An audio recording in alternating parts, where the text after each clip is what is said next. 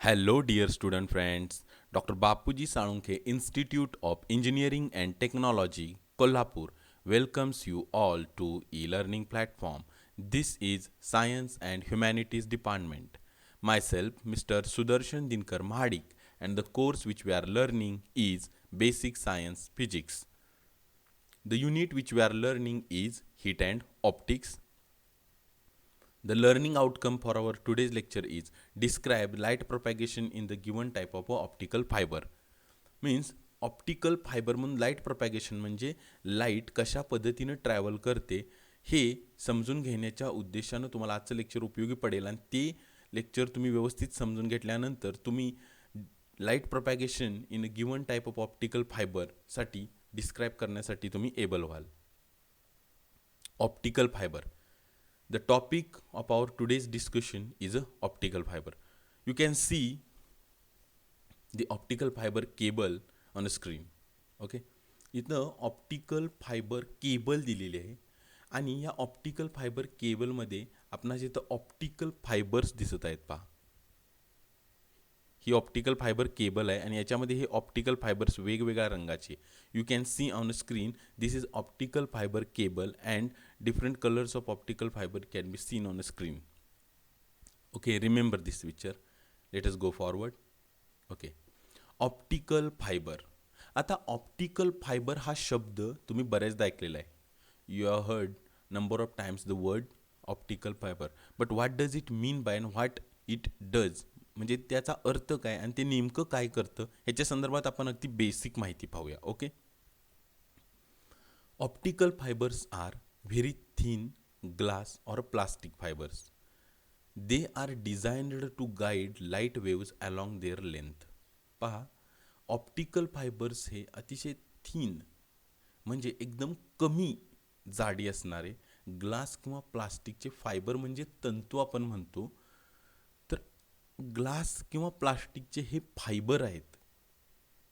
Means very thin means their diameter is in a range of micrometre and even in some nanometre also. म्हणजे इतके thin, very less, very micro level diameters असे हे glass आणि प्लास्टिकचे fibres आहेत. They are design to guide light waves along their length. त्यांची रचना अशा पद्धतीने केलेली असते आणि यासाठी केलेली असते की त्यांच्यामधून लाईट वेव्हला गायडन्स मिळावा किंवा लाईट वेव्ह त्यांच्यामधून पास व्हावी अशा पद्धतीनं त्यांची रचना केलेली असते. त्यांची रचना means their structure, their design is the part which we will study, but they are designed to guide the light waves along their length. त्यांच्या लेंथमधून किंवा त्यांच्यामधून लाईट वेव्जना गाईड करण्यासाठी त्यांची रचना झाली असते. आता इथं पहा तुम्ही, this is a diagram of optical fibre. You can see number of optical fibers are here and light is passing through them. This brightness you are observing is actually the message that you want to convey or the message which is passing through.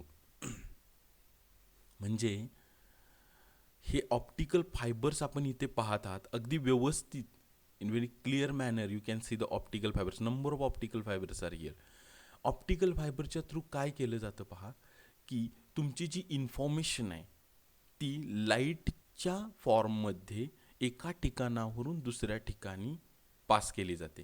पहा, म्हणजे तुमची information आहे, म्हणजे काही text आहे, समजा काही audio आहे, व्हिडिओ आहे, इमेज आहे, ही लाईटच्या फॉर्ममध्ये कन्व्हर्ट केलं जातं आणि ते मटेरियल और ती information which is in a form of a light ती ऑप्टिकल फायबरच्या थ्रू एका ठिकाणावरून दुसऱ्या ठिकाणी पाठवण्यात येते. Means to transfer the information which is in a form of a light to transfer from one place to another place optical fibres are used.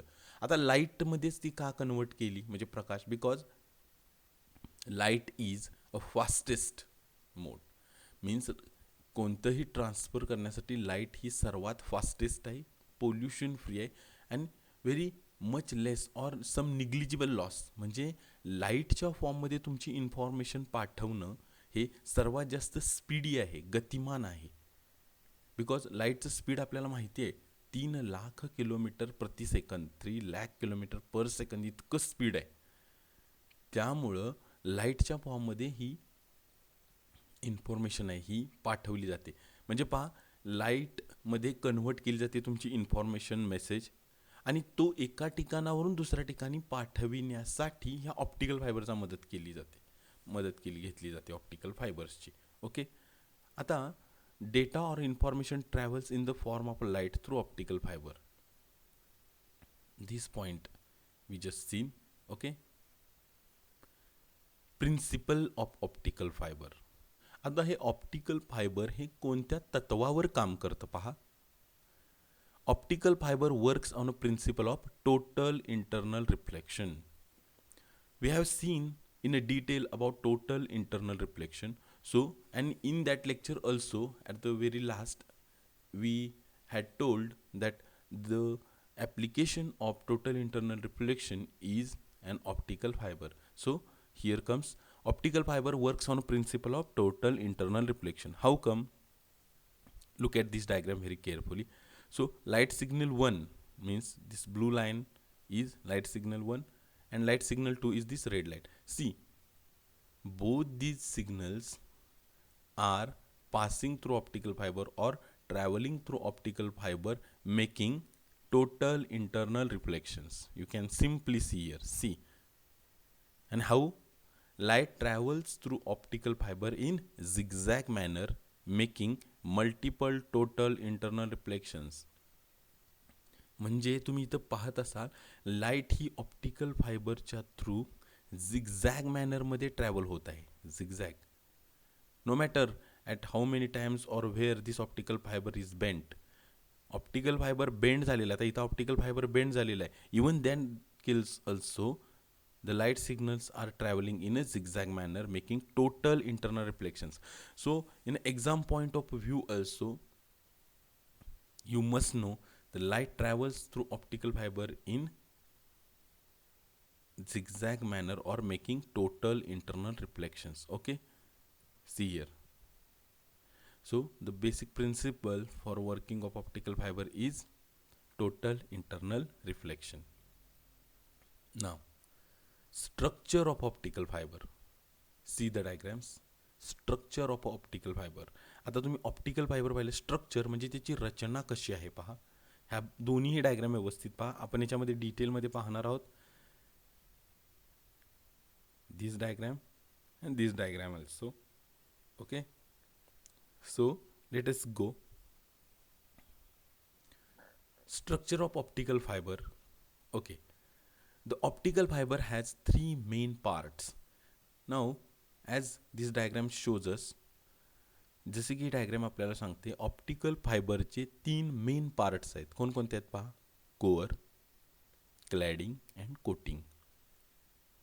Core, cladding and coating. Okay, these are main parts. Let us go on detail one by one. Now, first part is a core. See, core. So this part or this, you can see in the diagram, core is innermost region. म्हणजे optical फायबरमध्ये सगळ्यात आतील अंतर्भाग जो आहे तो कुठला आहे. Core आहे. पहा, core. You can see here also.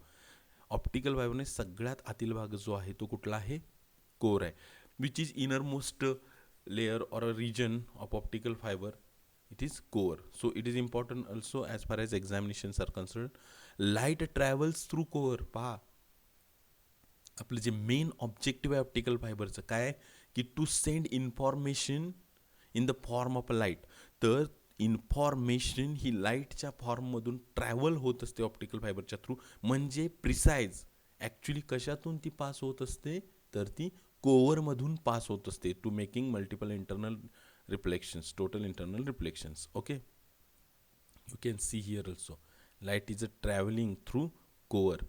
Diameter of core is ranging from 5 micrometer to 60 micrometer. Okay, now here comes very important part. Refractive index of a core is greater than refractive index of a cladding to achieve total internal reflection. म्हणजे कोअरची refractive इंडेक्सची जी value आहे ती जास्त असते क्लॅडिंगच्या तुलनेत. पहा, कोअरची refractive इंडेक्सची जी value आहे आणि क्लॅडिंगची refractive value आहे, त्यामध्ये कोअरची रिफ्रॅक्टिव्ह इंडेक्स असते ती जास्त असते. Because core is a medium, cladding is also a medium, so they both have some value of refractive index. म्हणजे कोअरची जी रिफ्रॅक्टिव्ह इंडेक्सची व्हॅल्यू आहे ती जास्त असते क्लॅडिंगच्या तुलनेमध्ये. Okay, let us go towards next slide. Our next part is a cladding. Okay, cladding is a middle region. See, cladding is a middle region. Middle means the outer layer is a buffer or a coating, inner layer is a core. So in between buffer and core lies the cladding. Buffer आणि core यांच्यामध्ये cladding असतं. It keeps the light in a core region. लाईटला core रिजनमध्ये ठेवण्याचं काम हे क्लॅडिंग करतं. आता कसं करतं बरं ते? म्हणून आपण जसं थोड्या वेळापूर्वी पाहिलं की refractive index of a core is greater than refractive index of a cladding. आता refractive index of a core जास्त आहे, रिफ्रॅक्टिव्ह इंडेक्स ऑफ क्लॅडिंग ही कमी आहे. म्हणजे काय होतं की एखादा लाईट रे ज्यावेळी अशा पद्धतीनं येतो आणि इथे इंटरफेसला आदळतो, त्यावेळी टोटल इंटरनल रिफ्लेक्शन होण्यासाठी हा जो रिजन आहे म्हणजे क्लॅडिंग आहे त्याची रिफ्रॅक्टिव्ह इंडेक्स कमी असणं गरजेचं आहे. म्हणजे कोअरची जास्त आहे आणि क्लॅडिंगची कमी आहे. त्यामुळे होतं काय की लाईट रे इथं आदळतो आणि तो इकडे पुढे लॉस न होता पुढे जाऊन रिफ्रॅक्टिव्ह इंडेक्स त्या ठिकाणची कमी असल्यामुळं लाईट रे परत इथूनच मागं रिफ्लेक्ट होतो आणि तो कोअरमध्ये चालतो. Same when the light ray incidents here at this interface of core and cladding, as the refractive index of a cladding is less, light ray does not get refract to cladding, but it gets totally internally reflected in a core region, and in this same way it makes a multiple total internal reflections. Okay, it keeps the light in a core region. समजा असं झालं असतं तर की क्लॅडिंगची refractive index जास्त आहे आणि कोअरची कमी आहे असं समजा तुम्ही. आता काय झालं असतं, लाईट रे इथून आदळला असता आणि ज्या जी रिफ्रॅक्टिव्ह इंडेक्स जास्त आहे ह्याचा तर लाईट रे थोडा इथं लॉस झाला असता आणि थोडाच भाग इकडं आला असता. इथं आदळल्यानंतर थोडा लाईट रे जो आहे त्याची एनर्जी जी आहे ती इथं लॉस झाली असती, थोडी इकडे गेली असती. आणि असे काहीच रिफ्लेक्शन्स केल्यानंतर your total light energy will be lost. आणि हे टाळण्यासाठी refractive index of a cladding is less than refractive index of a core. Okay, now the diameter of a cladding is about 125 micrometer.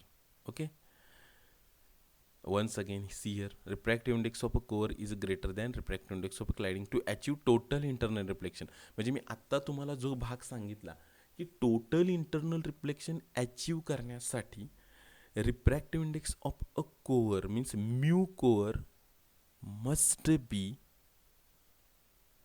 greater than mu cladding.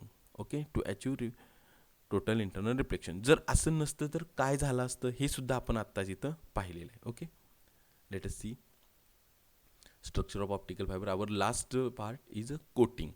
Okay, coating is also called as a buffer coating or a protective jacket. Okay, coating is also called as a buffer coating or a protective jacket used to protect the fiber from moisture and contamination. आता हे नाव स्वतःच सांगतं आहे पहा की हे एक protective jacket आहे. ह्याचा अर्थ काय, आतले जे भाग आहेत म्हणजे कोअर क्लॅडिंग यांचं संरक्षण करणे मॉइश्चर कंटॅमिनेशन और अदर हर्डल्स म्हणजे बाकीच्या जे काही परिणाम करणारे घटक असतील त्यांच्यापासून ऑप्टिकल फायबरच्या इनर पार्टचं रक्षण करणे हे कोटिंगचं काम आहे. It gives strength to fibre. त्याचं आणखीन एक असा पद्धतीचा उपयोग आहे की ते ऑप्टिकल फायबरला स्ट्रेंथ देतं. Means these are the details about a coating. I think you all might have gotten some information of optical fiber, why some optical fibers are used, okay, which is its principle, what is its structure, what is its function. I think this part you all might have understood. Okay, thank you very much friends.